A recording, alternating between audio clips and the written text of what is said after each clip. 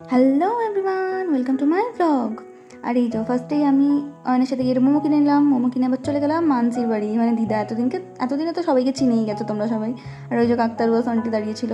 তারপরে এবার আমরা সবাই ভেতরে চলে গেলাম। ভেতরে গিয়ে যখন সন্টি নেচে নিচ্ছে, আর এই যে দাদু দুটো আঙুল দেখিয়ে দিল। আর এই যে মহারাজা বসে পড়লো একদম ভালোভাবে। আর এই যে সন্টির বউ, কি দেখো বাবা, কি বলবো, এত সুন্দর করে হাসে, মেয়েটা এত মিষ্টি। আর এই যে কাকতারুয়া তার পাশে চলে এলো। আর আমি একটু নিজের শটটা নিতে যাবো, চলে এলো আয়নার সামনে। কি আর বলবো মনের কষ্টে। তারপরে আমি ওর বউকেই একটু ফোনটা ধরিয়ে দিলাম, বললাম যে একটু আমার শটটাও নিয়ে নে, সবার শটটা। কি খাবে সুজয় জিজ্ঞেস করো।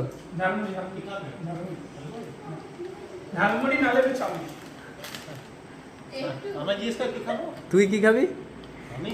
এবার দাদু সবাইকে খাওয়াচ্ছে, এখানে খাবার ডিসকাশন চলছে। হ্যাঁ, কি খাবি আঙুল দেখাতে বলিনি।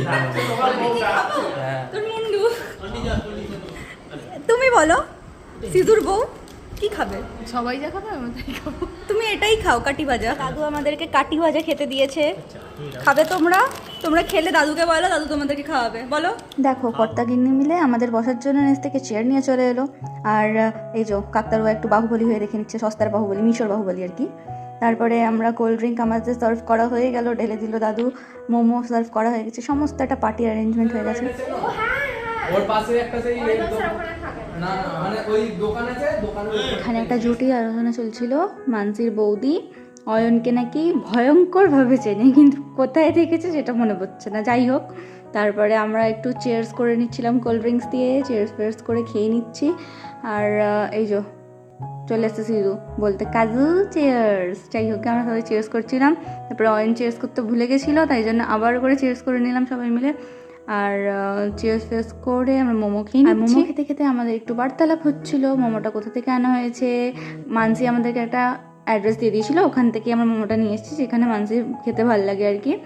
আর যাই হোক, আমাদের একটু বকবক চলছিল খেতে খেতে। আর এটা এরকমই তার মজা করার জন্যই তো আমরা সবাই মিলে গেছি, মস্তি করছি। আর এই যে দেখুন কাকতারুয়া নিজেকে দেখাচ্ছে আবার গ্লাস তুলে, কি আর এখানে আমাদের নানা রকম একদম সিরিয়াস আলোচনা চলছে। না, মোটেও সিরিয়াস না। সিরিয়াস ভাবছেন তো সিরিয়াস না। আর এই যে মানসি দাদা চলে এসছে আমাদের জন্য কেক নিয়ে, কেক দিয়ে দিল আমাদেরকে। আমাদের খাওয়ার আর একটা মানে কি বলবো জোগাড় চলে এলো। এতক্ষণ ধরে খেয়েই গেছি, মুখ আমাদের কনস্ট্যান্ট চলেই যাচ্ছে, কিন্তু আবার একটা কেক চলে আসে।